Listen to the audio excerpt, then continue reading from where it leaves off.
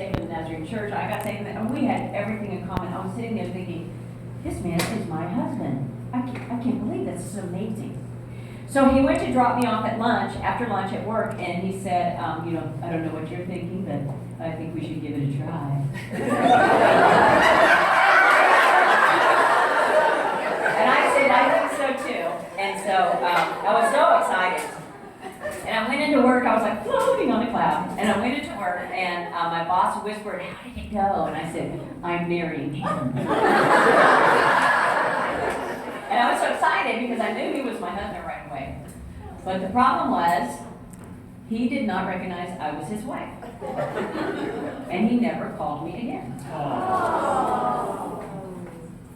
Men, while we're on the subject, would you please never do that again? Men in the room, please don't imply it. Just go ahead and say, you make me sick, I never want to see you again. Just say it, but don't act like you're going to call if you're not. Well, I was sitting by the phone. I was just constant. I was telling everybody, I met this guy, I'm going to marry him. Oh my gosh. And then he never called, and boy, was that embarrassing. So I began to just weep, and I got so angry with God, I can't even tell you. Because all this time I've been serving the Lord, and all this time I've been trying to pray in faith, and all of this time I've been clinging to the Word and trying to live as a Christian woman. Oh, Lord. And that He would let this happen and let me meet this man, and then just break my heart all over again after 7 years. I was so mad. I was just like, I thought this is what it means in the Bible where it says Jacob wrestled with God. I was on my knees every night. I couldn't sleep. I couldn't eat.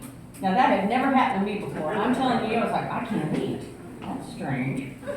I was just so hurt. And I said, God, you call yourself my provider. You call yourself my protector. Why would you let me see this man and meet this man only to be hurt again? I was so hurt and mad. Well, I was talking to all my friends about it. I need some advice, And all my single friends said, don't you call him. Girls don't call the man. I know. But then I talked to my married friends. And all my married friends would go, call him. Give it a chance. Isn't that funny? Because maybe he's scared. Maybe he's hurt. Maybe he's nervous. Why not? So it was so funny. I was just tormented.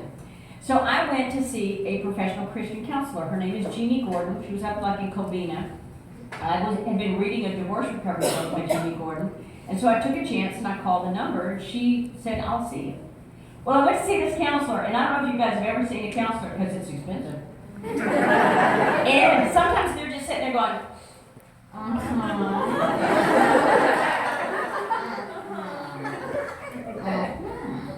and you're thinking, I'm paying for this, And sometimes they're just, I don't know.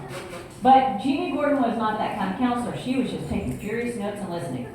And then, man, when she shut me down, she goes, you've got to take a risk, sweetheart. She said, you have a wall so high around you, no man's going to jump over it. She said, you're going to have to take a risk with this man. And I said, I can't. I'm terrified. I'm already humiliated. I've been rejected. My life is ruined. I can't. You're going to have to take a risk, sweetheart. Can you imagine that? A counselor saying that? I was so surprised. But anyway, so I just kept for a few days praying and trying to get up the courage. And so I said, okay, God, she says I have a wall around me. And then I went to several friends of mine, good Christian brothers, and I said, can you tell me the truth about me? I said, men never, ever, ever, ever ask me out. It's like I'm utterly invisible no matter what. Can you tell me what I'm doing wrong? And several Christian brothers said, you have a huge wall up around you. You give off this vibe like you're strong, you're independent, you don't need anybody. And I said, I do? Because I was thinking, please love me, please choose me. So I was kind of surprised what my wall looked like, So anyway, after just dying for longer than I could stand, I thought, well, I'm going to call this man, and I'm going to at least find out what I did wrong. Because it took 7 years to meet him. And if I did something to give off, leave me alone, I want to know, because if I ever in 7 years meet somebody else, I sure don't want to do the same dumb thing. So I called him.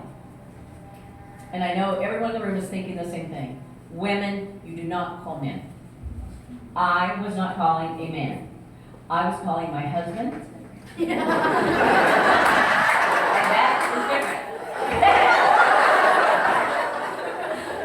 I was so horrified because I'd been rejected, and I'm normally a really bold, wild person, but this, I just was horrified. I thought I was gonna pass out. I was like,